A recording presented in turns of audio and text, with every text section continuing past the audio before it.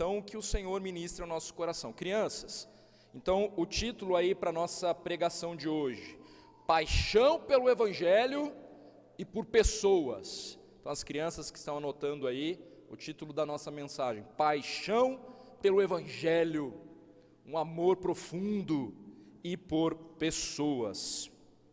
Meus irmãos, receber a notícia da morte de alguém é algo impactante.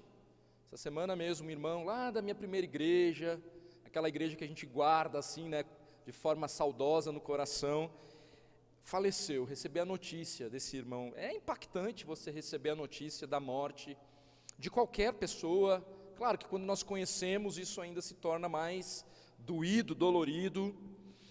Saber que essa pessoa, ela se entregou a Cristo Jesus, isso traz conforto. Pastor Sidney está enlutado com a irmã, nós temos orado pelo pastor, pela irmã, e graças a Deus, porque essa mulher pôde entregar a sua vida a Cristo Jesus.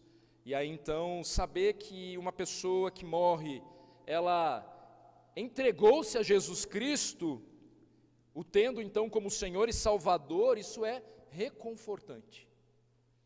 Isso é reconfortante. Apesar da dor, o nosso coração ele se enche de esperança, esperança do reencontro. Agora, por outro lado, imaginar que alguém possa morrer sem Cristo é aterrorizante. Imaginar que alguém possa morrer sem Cristo, isso deveria nos aterrorizar. Mas será que nós nos aterrorizamos com isso? Com a iminência da morte daqueles que nos cercam, que não tem Cristo? Será que ao olhar para cada uma dessas bandeiras aqui, algumas poucas, né, que representam tantas nações, com tantas etnias, o nosso coração verdadeiramente se enche de compaixão pelo perdido? Será que nós estamos verdadeiramente convencidos de que a morte sem Cristo é a coisa mais terrível que alguém pode experimentar? Se sim, como que isso impacta o modo como nós nos relacionamos, ou o modo como nós deveríamos nos relacionar com as pessoas? Como que impacta então? Em nosso dia a dia, nós cruzamos com pessoas no trabalho, na escola, na faculdade. Eu acho que esse home office ele prejudica um pouquinho, né? Porque no fim das contas você entra, dá de cara com um programa, e aí interage coisas bem objetivas sobre o trabalho, acabou, você desliga o programa e pronto. Eu não sei, é muito cômodo e é bom, a gente até falava disso, né? Talvez as mulheres conseguindo aí trabalhar no home office, conseguem partilhar, mas me parece que antes no trabalho, assim, ao vivo e a cores, nós tínhamos mais oportunidades de proclamarmos o Evangelho para os nossos colegas. Então a gente precisa entender que o nosso comodismo às vezes pode atrapalhar e muito. Nós cruzamos com pessoas no trabalho, na escola, na faculdade.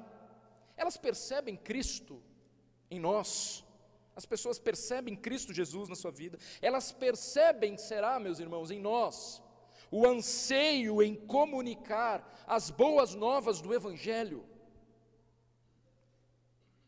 Os nossos almoços com aqueles parentes resistentes ao Evangelho são intencionais? Estamos verdadeiramente apaixonados pelo Evangelho, pelas pessoas, pelo perdido? Então, nós precisamos resgatar, irmãos, o senso de urgência da proclamação das boas novas ao perdido, compartilhando e vivendo o Evangelho. O apóstolo Paulo, o autor aqui da carta aos Romanos, ele surge como um modelo de alguém que foi impactado por Cristo, tendo uma mudança radical de vida. Era um homem religioso, conhecia sobremodo a lei, zeloso, mas quando ele tem um encontro com Cristo, esse homem que passa de perseguidor da igreja a ser perseguido, a ser perseguido. Ele morre por amor a Cristo, e por amor às pessoas. E preso ele pregava. Onde ele estava, esse homem é um exemplo para cada um de nós. O encontro real com Cristo gerou em Paulo o que também deve ser a marca das nossas vidas. O anseio de ver gente de todo tipo se rendendo aos pés de Cristo. E aí, como é que está o termômetro aí da sua autoavaliação em relação a esses questionamentos? A ideia principal da mensagem de hoje é que quem pertence a Cristo tem a responsabilidade de compartilhar e viver o Evangelho. Quem pertence a Cristo, se você já teve um encontro real com o Senhor Jesus Cristo, de salvação, então você é apaixonado pela obra de Deus, por cumprir com a missão dada pelo teu Senhor. Compartilha e vive o Evangelho. E essa é uma responsabilidade que eu pretendo que a gente saia daqui hoje alinhados em relação a isso, ao olhar para o texto. Então vamos ler juntos Romanos capítulo 9, hoje nós vamos nos deter apenas nos primeiros 5 versículos.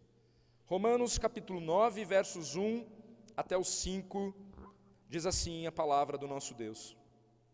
Digo a verdade em Cristo, não minto, testemunhando comigo no Espírito Santo a minha própria consciência. Tenho grande tristeza e incessante dor no coração, porque eu mesmo desejaria ser anátema, separado de Cristo, por amor de meus irmãos, meus compatriotas segundo a carne. São israelitas, pertence-lhes a adoção e também a glória, as alianças, a legislação, o culto e as promessas.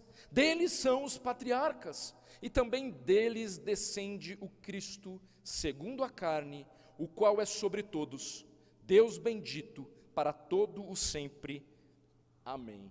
Até aqui a palavra do nosso Deus. O primeiro ponto, então, da nossa mensagem vai deixar claro para nós que grandes privilégios espirituais geram grande paixão espiritual. Paixão aqui no melhor sentido da palavra, irmãos, não como algo volúvel, né, passageiro, ou que logo vira fumaça, não, mas no sentido daquela gana. Então, nós temos visto que Paulo, na sua carta aos Romanos, até o capítulo 8, o que ele fez, que a gente está relembrando a cada domingo? Ele tem declarado o verdadeiro Evangelho e tem afirmado com todas as letras quem nós somos em Cristo Jesus. E há grandes privilégios para aqueles que estão em Cristo Jesus, de ordem espiritual. Já não há mais condenação, né? Temos paz com Deus, temos comunhão uns com os outros, e a lista por aí vai. É claro que, como vocês notaram aqui na leitura que a gente acabou de fazer, Paulo, ele alista uma série de vantagens que estão relacionadas a quem? A Israel, aos israelitas. Quando Paulo, então, ele chega aqui no clímax da explicação do Evangelho e os seus benefícios em Romanos capítulo 8, após ele ter revelado, né, cada uma das bênçãos espirituais que o poder de Deus nos dispõe, entre elas eu já falei, né, nenhuma condenação, a habitação do próprio Espírito Santo em nós, a direção desse Espírito, a adoção, a segurança como filho que nós temos, a garantia inclusive de que o sofrimento na vida do crente tem um propósito, todas as coisas cooperam para o bem daqueles que estão em Cristo Jesus, a própria intercessão, o Espírito Santo que intercede por nós, por cada um de nós que não sabemos muitas vezes como orar, e o próprio Deus que habita em nós, então com gemidos inexprimíveis, intercede por nós.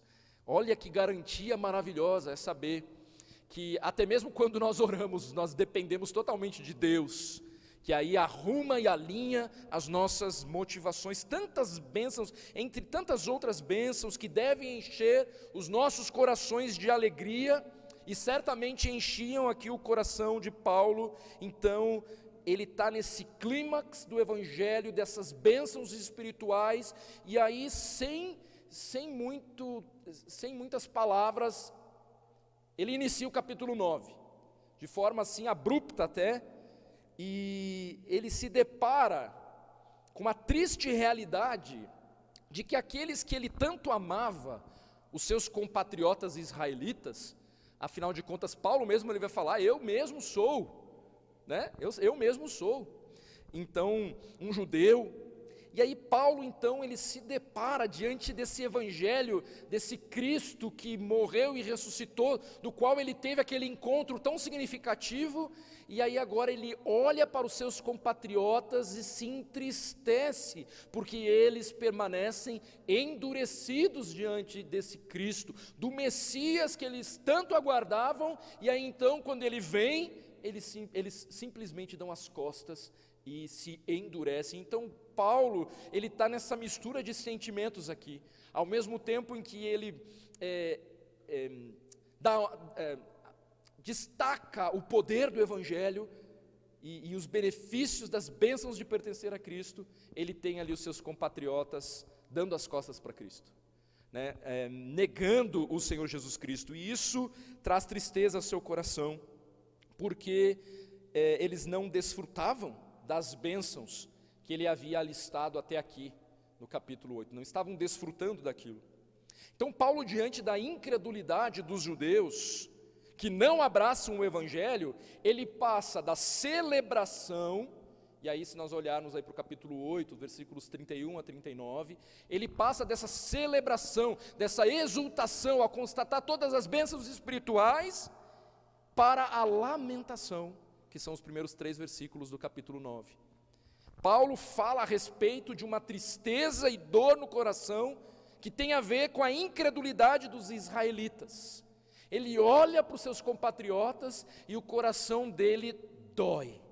Ele fica angustiado, porque eles deram as costas para o Messias, eles não conseguem compreender, estão cegos. E Paulo está ali angustiado, clamando até pela vida deles. Mas mais do que isso, aqui nesses versos, nesses capítulos, especialmente o capítulo 9, nós não temos apenas a constatação de que Paulo está entristecido, e a gente poderia até puxar essa aplicação, o nosso coração também deveria arder hoje pelo incrédulo, independente se é judeu, se não é judeu, né, mas pelo incrédulo o nosso coração deveria ser igual ao de Paulo, uma angústia, uma tristeza por saber que tantos estão a passos largos para o inferno, e alguns sequer ouviram falar a respeito de Cristo Jesus.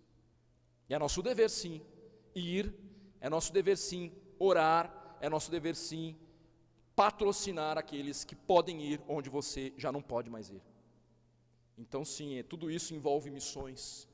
Deus toca em todas as áreas das nossas vidas, irmãos, inclusive no nosso bolso, que na verdade os recursos são todos dele, e o nosso dinheiro, que na verdade é dele, deveria estar a serviço dos valores do reino, deveria estar a serviço.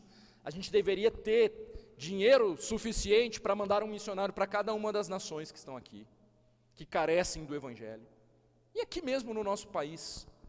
Hoje nós apoiamos com pouquinho, quantos missionários? 8 missionários, se eu não estou enganado, são 8. Eu espero que a gente vá multiplicando esse número, 16, 32, e essa igreja precisa ser uma igreja que entende o seu papel nesse mundo de trevas.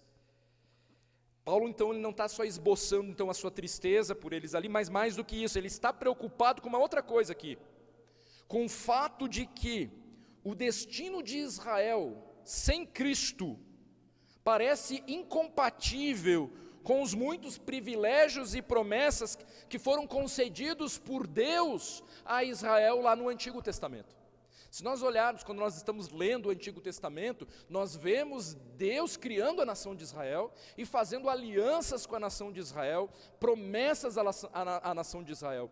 Então o que está em jogo aqui não é só, claro, e que isso comove o coração de Paulo, mas envolve isso também. Parece que está tendo uma incoerência aqui, como assim? Mas Israel não é a nação escolhida por Deus, ela não tem as promessas desse Deus que tem um amor leal. O que aconteceu? Eles não estavam esperando o Messias, então agora vem o Messias, eles estão morrendo, indo para o inferno, porque estão negando o Messias, essa conta não está batendo. E aí nós não vamos olhar hoje para esse versículo, mas o versículo 6 é o que resume tudo isso, porque Paulo pergunta, e afirma, na verdade, não pensemos que a palavra de Deus haja falhado. Então aqui Paulo está preocupado com isso. Uma vez que Paulo já deixou claro que Israel não tem uma salvação garantida por meio da aliança mosaica, pelo muito fazer, pelos seus próprios méritos, agora ele pretende esclarecer o que acontece com a condição deles como povo escolhido de Deus.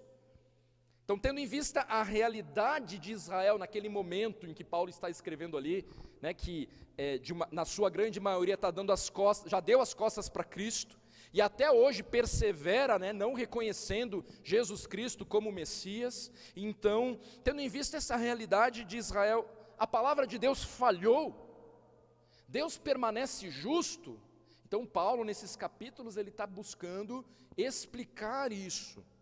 E Paulo, de forma categórica a essas perguntas retóricas aí, ele responderá: a palavra de Deus não falhou. Deus, ele permanece sim justo.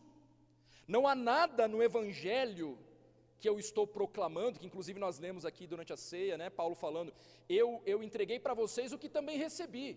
E agora ele quer deixar claro que não há nada nesse evangelho que eu também recebi, do qual eu estou proclamando aí para vocês, não há nada nesse evangelho que seja incoerente com a promessa de Deus para Israel.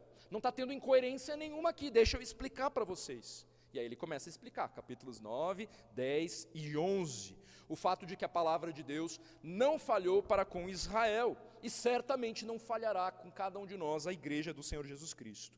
O evangelho que ele prega não é a negação, mas a afirmação do plano de Deus revelado no Antigo Testamento. Ou seja, mesmo a incredulidade dos judeus não foi suficiente para pôr em xeque o valor dos privilégios e das promessas que Deus concedeu a Israel. E é isso que Paulo explica nos capítulos 9 a 11. Paulo, ele começa com a sua explicação com um apelo solene e oficial. O versículo 1 aqui do capítulo 9 é um apelo solene. Ele faz de uma forma oficial aqui no versículo 1. Digo a verdade em Cristo, não minto, testemunhando comigo no Espírito Santo a minha própria consciência. Ele dirá a verdade, em Cristo ele dirá a verdade.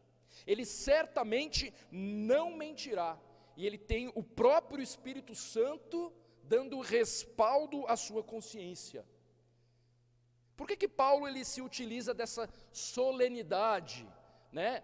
Evocando aqui a Trindade praticamente, o Espírito Santo, Cristo Jesus, né? Por que ele se vale dessa solenidade?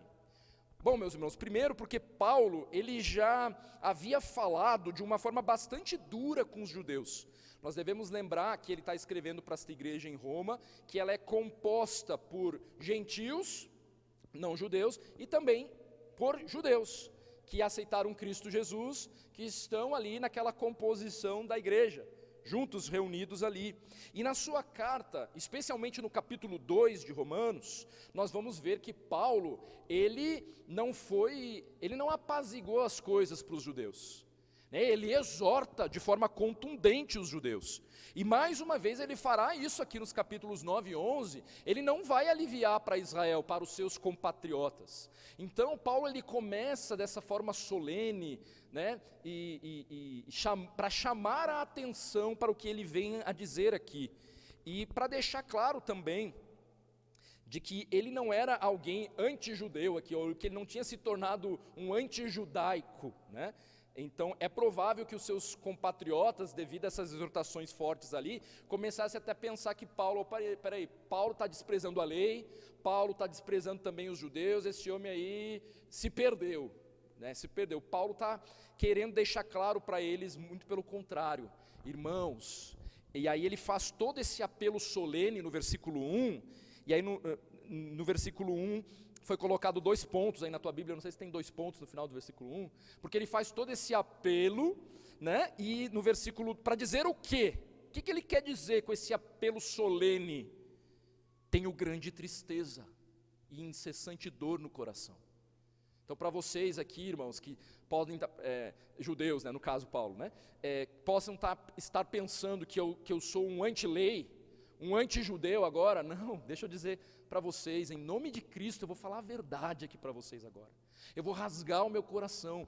Há uma tristeza muito grande, há uma angústia muito grande no meu coração pelos meus compatriotas judeus, que tendo tantas bênçãos espirituais, foram incapazes de ver a verdade diante ali do próprio nariz. Então Paulo, ele evoca Cristo e o Espírito Santo, uma vez que é o próprio Deus que o move em todos os sentidos. Ele é esse representante do próprio Deus aqui. Ele faz isso para declarar o que se passa no seu coração diante da incredulidade de Israel. Ele quer deixar claro que não tem nada contra os israelitas e que, apesar do seu foco na missão aos gentios, vocês devem lembrar que Paulo ele é tido como o apóstolo aos gentios. Apesar dessa preocupação, de Paulo, ele quer deixar claro que ele não tem nada contra os israelitas e que essa missão dele aos gentios não significava o abandono da preocupação com a salvação aos judeus. Então assim ele se expressa de forma solene, para deixar bem enfático aqui a grande tristeza e angústia no coração que ele sentia em virtude da atual situação de Israel. Ele prepara o terreno então, no versículo 1, para declarar o que não chega a ser nenhuma surpresa, nenhuma novidade para nenhum de nós. Sentir tristeza e dor diante da descrença das pessoas queridas é até certo ponto normal. É o que nós sentimos diante de um pai ou uma mãe ou um cônjuge que continua resistente ao Evangelho. Nós conseguimos, como cristãos, mensurar um pouquinho do que Paulo está sentindo aqui. E irmãos, é tão triste quando chega a notícia mesmo de que aquele parente morreu sem Cristo, que aquele amigo da faculdade morreu sem Cristo. É impactante, acaba com a gente, mas nós precisamos despertar para esta verdade, transformar esse impacto em ação, agindo, proclamando o verdadeiro Evangelho. Digo a verdade em Cristo, não minto, testemunhando comigo no Espírito Santo a minha própria consciência. Tenho grande tristeza e incessante dor no coração. E o versículo 3, porque eu mesmo desejaria ser anátema, separado de Cristo, por amor de meus irmãos, meus compatriotas, segundo a carne. Paulo ama os seus compatriotas ali de forma genuína e profundamente. O versículo 2 nos remete, inclusive, meus irmãos, aos lamentos dos profetas do Antigo Testamento. No Antigo Testamento, os profetas se levantavam para falar do estado pecaminoso ou caído já de Israel. E ao mesmo tempo em que a gente tem visto isso na classe dos profetas menores, e ao mesmo tempo em que eles davam lugar a essa condenação, a essa instrução, a essa disciplina ali, eles também dão lugar a expressões de esperança para o futuro. E é o que Paulo também está fazendo aqui nos capítulos 9, 10 e 11. O mesmo ocorre aqui nesse bloco. Paulo anuncia a sua profunda angústia em relação à condição atual de Israel, negando o Messias, no capítulo 9. Depois ele fala do seu ardente desejo de vê-los salvos, no capítulo 10, versículo 1. Irmãos, a boa vontade do meu coração e a minha súplica a Deus a favor deles são para que sejam salvos. E ele encerra apontando com convicção para o fato de que Deus não os rejeitou, capítulo 11, versículo 1. Pergunto, pois, terá Deus porventura rejeitado o seu povo? De modo nenhum, porque eu também sou israelita da descendência de Abraão, da tribo de Benjamim. A preocupação / tristeza aqui e o amor de Paulo sobre a realidade espiritual de Israel é elaborado no versículo 3. Paulo, ele desejaria ser anátema, separado de Cristo por amor dos seus irmãos. Claro, se isso fosse possível, porque ele já vem alistando, no capítulo 8, ele não acabou de dizer para nós que nada nos separará do amor de Cristo, do amor de Deus que está em Cristo Jesus. Paulo sabe que nada pode, mas se fosse possível, eu desejaria até mesmo ser separado, para que os meus fossem salvos, fossem alcançados, se voltassem para o Messias. É isso que Paulo está dizendo aqui. Se isso fosse possível, ele consideraria ser separado de Cristo para que os seus compatriotas se voltassem para o Messias. A força de linguagem aqui de Paulo, irmãos, talvez eu não consiga expressar para vocês tudo o que significa aqui. É algo forte o que ele está dizendo. E primeiro porque também indica que a maioria dos seus compatriotas judeus aqui estavam de fato separados de Cristo, não salvos. E isso comovia profundamente o coração de Paulo. Algo semelhante a essa profunda compaixão, comoção pelo perdido, é vista na vida de alguns outros homens na Bíblia. Não sei se vocês lembram, mas eu vou lembrar aqui. Moisés é um desses homens. Moisés é certamente um exemplo nesse sentido. Quando ele suplica ao Senhor pelo povo, depois do episódio ali do bezerro de ouro, lá em Êxodo 32, Deus está indignado, disposto a disciplinar mesmo. E aí Moisés, nos versículos 31 e 32, do capítulo 32 de Êxodo, tornou Moisés ao Senhor e disse: ora, o povo cometeu grande pecado, fazendo para si deuses de ouro. Agora, pois, perdoa-lhe o pecado, ou senão, risca-me, peço-te, do livro que escreveste. Então, essa mesma disposição de Paulo, se fosse possível, eu desejaria ser separado, nós encontramos na vida de outros homens, na palavra de Deus. E é claro que a vida desses homens, e Moisés é um tipo de Cristo, apontam, aí sim, para aquele que, sem sombra de dúvidas, de fato conseguiu se colocar no nosso lugar. Paulo desejaria se colocar no lugar deles para que eles fossem salvos. Moisés também, olha, Senhor, essa comoção e compaixão com desejo de se colocar no lugar do outro, que nós vemos aqui em Paulo, aponta sem sombra de dúvidas para o próprio Cristo. Esse sim, que é o único capaz de verdadeiramente colocar-se no lugar do outro. Foi o que ele fez naquela cruz por mim e por você.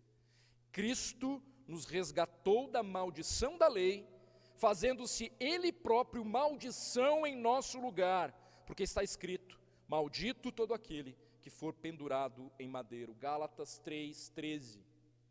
Ele se fez maldição por nós, anátema. Deus meu, por que me desamparaste? São as palavras do Senhor Jesus Cristo lá na cruz, no meu e no teu lugar. No que dependesse de Paulo, irmãos, ele iria até o inferno para garantir a salvação do seu povo amado, o povo de Israel. Paulo tinha uma convicção de fé plena em Cristo, e uma paixão pelas almas perdidas, a ponto que estaria disposto a fazer qualquer coisa para garantir, para ganhar, na verdade, a alma daquelas pessoas. É claro que Paulo também sabia, e sabia muito bem, que por ele mesmo não haveria possibilidade, não haveria nada que ele pudesse fazer para que o povo caísse em si, a não ser fazer o que ele já estava fazendo: proclamar com coragem o verdadeiro evangelho. Mas o que está em vista aqui, irmãos, é essa paixão de Paulo em ver aqueles que ele tanto ama, totalmente entregues a Cristo. E eu e você nos damos ao direito de esperar mais um pouco, esperar até amanhã, afinal de contas, não é bem assim, nós não podemos ser tão radicais. E um belo dia, você vai receber aí uma mensagem da morte de alguém que você conhece. E aí? E aí não vai adiantar a gente se lamentar. É você que tem a responsabilidade de proclamar o Evangelho para todos os incrédulos que Deus tem colocado no teu caminho. Todos. E quem de nós aqui então não tem esse telhado de vidro, porque somos vagarosos? É claro que Deus, na sua misericórdia, irmãos, Ele cumprirá com seus propósitos soberanos, mas isso não nos dá licença para não obedecermos ao Senhor, as suas ordens, de como nós vimos no devocional hoje pela manhã, que nós vamos ter sobre missões durante todo o mês de setembro, que nós devemos ir, porque quem nos mandou tem autoridade, quem nos mandou é o próprio Cristo Jesus. Quanto vale uma alma? Quanto vale uma alma? Nada vale mais que uma alma eterna. É impossível para um filho de Deus realmente compreender o que tem em Cristo e não desejar compartilhar isso com outros. Se eu realmente creio nas bênçãos do Evangelho, e se eu realmente acredito que os meus parentes, os meus vizinhos, os meus colegas, a pessoa que senta do meu lado no ônibus ou no avião, em qualquer lugar, aí se eu realmente entendo também que elas estarão para sempre no inferno, sem Cristo, eu vou partilhar da mesma paixão que Paulo descreve aqui. Essas duas realidades espirituais hão de mover o coração do crente fiel. Saber que só Cristo salva e saber que quem está sem Cristo vai para o inferno deveria mexer com as nossas entranhas, a ponto de nós não nos calarmos amanhã, segunda-feira, quando encontrarmos com aqueles que não estão salvos. Se já tivemos um encontro com Cristo, se estamos conscientes dessa realidade espiritual que envolve a eternidade, então, diante dos grandes privilégios espirituais que nós temos, por ser a igreja do Senhor Jesus Cristo, nós não podemos nos calar. Nós devemos ter uma grande paixão em nosso coração por pessoas, para que elas também desfrutem do que nós já temos. Não fazer isso, não compartilhar do que temos, é uma grande tragédia. O que te motiva? O que faz com que você se mova, meu irmão? Nós temos muitos apetites. A preguiça para se levantar aí numa segunda-feira para trabalhar, para estudar, ela não é nem lembrada, quando o que nos aguarda na segunda-feira é um voo para a viagem dos sonhos. Já viu alguém com preguiça de acordar porque vai pegar um voo daqui a algumas horas para Miami? Já viu alguém com preguiça? Pé que é um leque, nem dormiu de tanta ansiedade. No entanto, pastor, mas é muito difícil acordar e vir aqui pela manhã para ficar 1 hora junto com os meus irmãos em Cristo. Muito penoso. Você não sabe o quanto é a minha correria do dia a dia. Então, irmãos, o que te motiva? O que nos mantém inertes quando nós sabemos que muitos estão a passos largos para o inferno? Nós, que estávamos mortos em nossos delitos e pecados, mas agora fomos achados, resgatados, libertos, bebemos da fonte de água da vida, nós não podemos calar. Os grandes privilégios espirituais que nós temos em Cristo devem nos mover a desejar que outros também partilhem destas bênçãos. A nação de Israel é um exemplo de desperdício quando se pensa em privilégios. Diante dos privilégios que eles tinham, não viveu pela fé. Em vez de desfrutar deles, o seu coração se tornou arrogante, apático, indiferente, ou seja, a angústia de Paulo ainda fica mais justificável diante das vantagens que ele alista nos versículos 4 e 5, quando ele começa a falar das características de Israel. Todas aquelas, o que ele alista ali, ainda se soma e faz com que esse homem, meu Deus, olha quem eles são, como pode, como que eles não cumpriram com o seu papel, como que eles não se voltam para Cristo. O ponto 2 da mensagem diz respeito a isso. Grandes privilégios espirituais não garante um grande futuro, necessariamente, com relação a Israel, Os versículos 4 e 5 são israelitas, pertence-lhes a adoção e também a glória, as alianças, a legislação, o culto e as promessas. Deles são os patriarcas, e também deles descende o Cristo, segundo a carne, o qual é sobre todos. Então Paulo alista aqui nos versículos 4 e 5, 9 privilégios que deram para o povo de Israel um status sem igual entre as nações, mas que no fim foram desprezados em virtude da incredulidade. Esses privilégios que Paulo alista aqui revelam não somente mais motivos para que Paulo ame o seu povo, reforçando a disposição do apóstolo Paulo aqui de se entregar em favor dele, em favor desse povo, caso fosse possível, mas demonstram que Paulo, ele está preocupado com essa aparente incoerência, como eu falei antes, entre o destino deles por não querem Cristo e as promessas concedidas a Israel no Antigo Testamento. E aí ele quer provar, Deus não falhou na sua palavra, Deus não mente. Vejamos as bênçãos que Paulo alista aqui. Primeiro ele faz essa afirmação, e são israelitas. Paulo escolhe esse termo para encabeçar aqui a lista, em contraste com um título que seria mais de orientação política e nacionalista, judeu, né? Ele não chama de judeu, chama de israelita, mas aqui israelita aponta para a posição religiosa especial aqui dos membros do povo, do povo judeu. Paulo ele está olhando para os judeus na perspectiva da história da salvação e da relação deles com Deus e com as suas promessas. Então, os israelitas, irmãos, são a nação escolhida, com o privilégio de serem porta-vozes do Deus Criador. Este é um título, inclusive, de honra. Historicamente, Israel foi uma nação separada por Deus dentre as nações do mundo. O Salmo 147, que nós lemos no início do culto, os últimos versículos ali, afirma isso, que a nação de Israel recebeu privilégios dentre as outras nações que não receberam. Paulo também vai falar que eles têm a adoção. Israel foi escolhido. Deus, por causa do seu amor, escolheu o seu povo. E a ideia aqui é ressaltar a verdade de que Deus tem por Israel uma consideração contínua. Para Israel, então, a questão da adoção tem a ver com conferir a esta nação todos os direitos e privilégios incluídos ali na antiga aliança. Não se refere à salvação de cada israelita aqui, mas esse privilégio está ligado à nação como um todo, marcando um povo separado de Deus, de outros povos, para bênção e para serviço.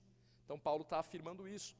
Depois, se você olhar aí no versículo 4 e 5 ainda, ele vai afirmar que pertence-lhes a adoção e também a glória. O que é isso? Como assim pertence à glória? Aqui se referindo basicamente à presença de Deus entre o povo de Israel. A própria presença de Deus, vocês lembram?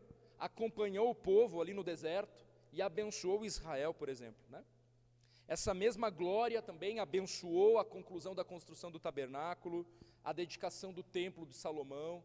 Então, esse povo desfruta da glória, né, de Deus, da presença de Deus. Aí ele também alista as alianças. A eles pertence as alianças. Aqui uma referência às alianças feitas por Deus. Com Abraão, ele ali no capítulo 12 de Gênesis, uma grande nação, uma grande terra, uma grande bênção para o mundo. Com Moisés, a aliança mosaica, grandes bênçãos pela obediência à terra prometida. A aliança davídica, em 2 Samuel capítulo 7, um trono perpétuo, sempre um rei no trono de Israel, uma dinastia eterna, e nós sabemos que o rei messiânico é o Senhor Jesus Cristo. Alianças que marcam Israel como povo especial de Deus. E Paulo está falando deles, são as alianças. Como é que pode? A legislação, na Ara fala legislação, ou melhor, a concessão da lei. Deus deu a lei para Israel. E isso, nesse aspecto, nesse ponto de vista, é um presente para a nação. Na lei, Israel tinha princípios para uma vida bem vivida, princípios estabelecidos para viver uma vida de coerência. E ao mesmo tempo nós sabemos que a lei foi como um tutor conduzindo até a cruz de Cristo Jesus, no sentido de presente de Deus aqui, isso é um privilégio nesse sentido. Depois ele afirma que também é o culto, e aqui um privilégio relacionado ao privilégio de adorar ao Senhor, de servi-lo de forma aceitável, talvez se referindo até mesmo ao sistema sacrificial de Israel. Depois ele cita promessas, ainda no versículo 4, basicamente as promessas que Deus fez a Abraão, a Isaque e a Jacó, bem como ao povo hebreu como um todo, culminando no Messias, no Senhor Jesus Cristo. Então, grande povo, grande nação, bênção para todos. E aí no versículo 5, deles são os patriarcas. Descender dos patriarcas é valioso. Por quê? Porque Deus fez promessas, como nós vimos, para Abraão, para Isaque, para Jacó, válidas para eles, mas também para os seus descendentes. Então, na verdade, grande parte do que Paulo diz em Romanos 9 a 11, é uma tentativa de explicar o que os israelitas podem considerar legitimamente como sendo a sua herança dos patriarcas fundadores. E por fim, ele vai afirmar que deles descende o Cristo, o segundo a carne, a promessa do Senhor Jesus Cristo, o próprio Cristo, o clímax das bênçãos, o Messias ungido, o profeta, o sacerdote, o rei, o salvador, o redentor, nascido na linhagem de Israel. Cristo foi e é um judeu, mas é muito mais do que isso. Ele é Deus, ele é o propósito de todas as bênçãos que ele enumera aqui, e Israel não compreendeu isso. Israel não foi incapaz de compreender isso. Que satisfação e alegria isso deve ser para os judeus. Com isso nós não estamos dizendo que há um outro caminho para Israel, para a salvação, irmãos. O caminho é Cristo Jesus. Um judeu precisa reconhecer Cristo Jesus como Messias, como seu único e suficiente Salvador, sem sombra de dúvidas. Mas note que há um reconhecimento aqui, também nesses versículos, de que Cristo descende deles e que, na verdade, o Messias é um grande presente. Eles deveriam se orgulhar disso tudo. E também, claro que tem uma diferença aqui, uma conversa sobre a pontuação desse versículo, mas eu entendo que nesse versículo 5 nós temos sim um versículo onde com clareza Paulo afirma que Jesus Cristo é Deus. No versículo 5 mesmo, quando ele fala, e também deles descende o Cristo, segundo a carne, o qual é sobre todos, Deus bendito para todo sempre. Então eu entendo que Deus bendito para todo sempre está relacionado ao Cristo que ele acabou de mencionar, e não que há um ponto e aí depois quase como que uma menção de honra ao Deus Pai aqui, não. Então eu diria que é um versículo sim, que nós podemos nos apegar para dizer, olha aqui como Cristo é reconhecido como Deus, o qual é sobre todos, Deus bendito para todos sempre. Irmãos, o desprezo de Israel pelo Messias foi uma verdadeira tragédia. Nós vamos ver que Deus é fiel, seu amor leal, apesar de Israel, ele permanece fiel. Falei para os irmãos que tem divergências teológicas em relação a isso, e está tudo bem, temos que ter maturidade espiritual para conversar sobre essas coisas. Mas quando eu leio os capítulos 9, 10 e 11, para mim fica muito claro que o Senhor cumprirá ainda promessas claras para esse Israel étnico, e claro que não por um outro caminho que não seja exclusivamente pelos méritos de Cristo Jesus. Mas Israel ter rejeitado ali o Messias foi uma grande tragédia, ainda mais quando nós consideramos todos esses privilégios espirituais aqui, que a gente passou por cima aqui muito rapidamente. Paulo, ele está profundamente triste, porque apesar de todas essas vantagens que Deus derramou sobre Israel, eles fracassaram em corresponder. Apesar disso, a partir do verso 6, Paulo ele deixará claro que, apesar de Israel, Deus não rejeitou totalmente. Deus não rejeitou totalmente Israel. Ele há de restaurá-los. Uma outra tragédia, talvez até pior, seria, meus irmãos, se nós, os que vivemos depois da vinda de Cristo, que temos a Bíblia completa, que temos a ministração do Espírito Santo que habita em nós que somos a igreja do Senhor Jesus Cristo, que desfrutamos das bênçãos da família de Deus, a igreja, se nós não valorizássemos tudo isso e vivêssemos a nossa vida de qualquer jeito. Isso seria também uma tragédia. Ninguém perde a salvação, mas é possível viver uma vida tão medíocre. O Senhor fará a sua obra, irmãos. Você obedecendo ou não, Ele cumprirá com seus propósitos soberanos de salvação sobre todos aqueles que Ele comprou antes da fundação do mundo. Mas que nós possamos ser esse instrumento dEle. Ele nos capacita, é apesar de nós mesmos. Grandes privilégios espirituais que, à semelhança de Israel, eu e você como igreja temos, isso deve gerar em nós uma grande paixão espiritual. Devemos compartilhar as bênçãos que temos, proclamar as boas novas de salvação.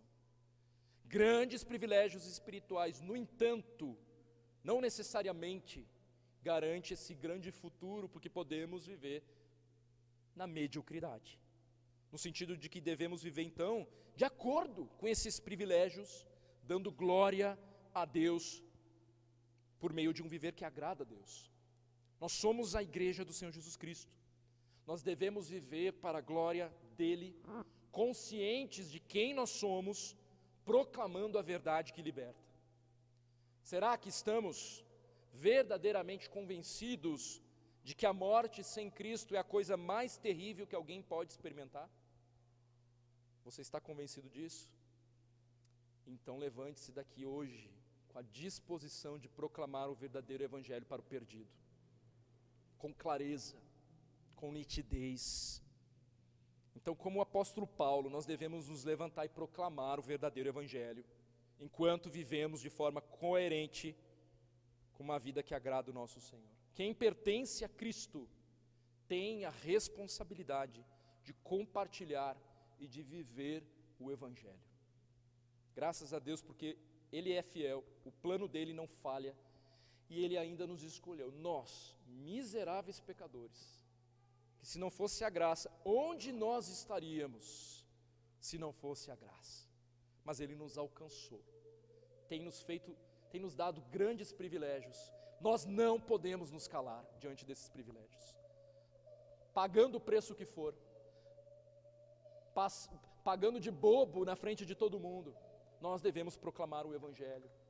Se você teve um encontro com Cristo, então que não tenha mais nada que te impeça de proclamar esse evangelho, que é apesar de você, é a autoridade que vem das Escrituras, embora é claro a gente deva viver de um modo santo e digno da vocação pela qual nós somos chamados.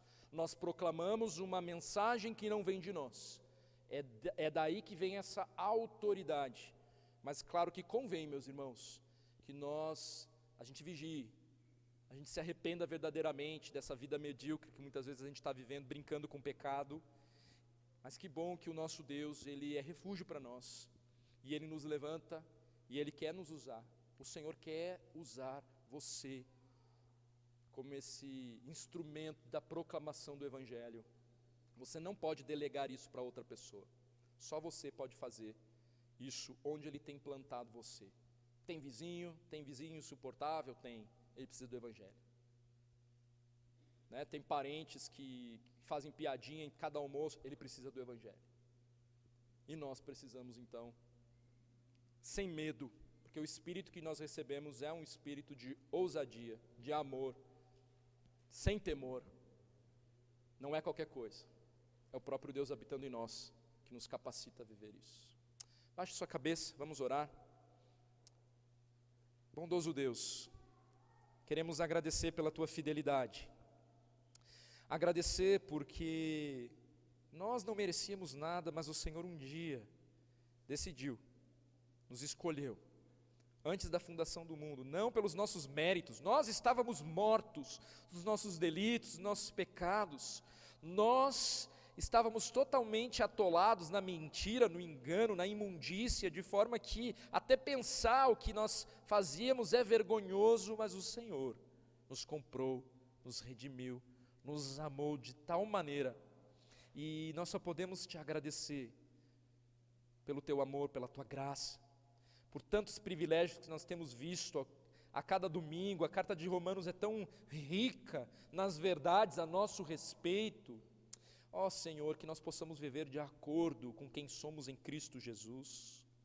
Então, Senhor, primeiro pedimos perdão pelos nossos pecados, pela nossa negligência com relação à proclamação do Teu Evangelho, a missão que o Senhor tem nos dado, e pedimos o Teu renovo, o Teu sustento, a capacitação do Teu Espírito Santo, para levantarmos aqui nessa noite, dispostos a proclamar o Teu Evangelho a toda criatura, a todos que nos cercam, a todos aqueles que necessitam do Senhor, que estão carentes, a todos aqueles que se levantam, inclusive, para nos perseguir, para nos afrontar, que o Senhor alcance e tenha misericórdia, que o Senhor, inclusive, alcance os governantes da nossa nação, que o Senhor alcance, Deus, com o Teu Evangelho, com o Teu poder, que é capaz de salvar e libertar. Nós também pedimos pelos nossos parentes, ó Deus, tantos deles endurecidos, cegos, precisam de Ti, ó Deus, o Senhor nos alcançou para que sejamos nós os que falamos do Teu amor para eles, Pai. Senhor, por favor, tem misericórdia, Senhor, não permita que os nossos familiares morram sem Te conhecer. Nós confiamos no Teu plano soberano, mas sabemos, é o Senhor que move Paulo nessa tristeza e angústia. Pedimos que o Teu Espírito Santo também incline o nosso coração, movendo as nossas entranhas para aquilo que Te agrada, para a missão que pertence ao Senhor. Então, Deus, nos encha com Teu Santo Espírito que já habita em nós, mas que possamos estar ali totalmente voltados para Ti, com a nossa mente renovada, não nos conformando com este mundo de trevas, mas nos levantando como um farol mesmo que somos, que é insubstituível nesse mundo, a Tua igreja, sal da terra, luz do mundo, que possamos realmente proclamar o Teu Evangelho, porque o Senhor é o dono do resultado, mas também é o dono dos meios, e o Senhor nos ordenou a ir e fazer discípulos, a proclamar o Evangelho com toda clareza, dando a má notícia que culmina na boa notícia, e essa boa notícia é Cristo Jesus, naquela cruz. Obrigado, Senhor, porque um dia o Senhor, no tempo e no espaço, abriu o nosso entendimento, colocou pessoas para proclamarem o Teu Evangelho para nós, e nós, pela intervenção do Senhor, cremos, e verdadeiramente então somos salvos, desde então, libertos, e queremos viver para Te glorificar, para a honra e glória do Teu nome.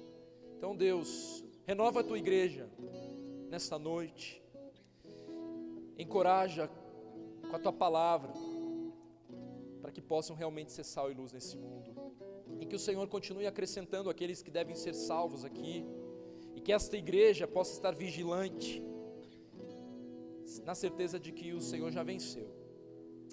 Acrescenta também em nosso meio pessoas sábias, pessoas que estão procurando igrejas, mas que estão preparadas também para o Senhor, que venham a somar forças aqui, para a expansão do Teu Evangelho em Taguatinga, em Brasília, no Brasil, em toda a face da terra, que possamos realmente ser achados por Ti em obediência, Senhor, Deus Todo-Poderoso, bendito sobre todos.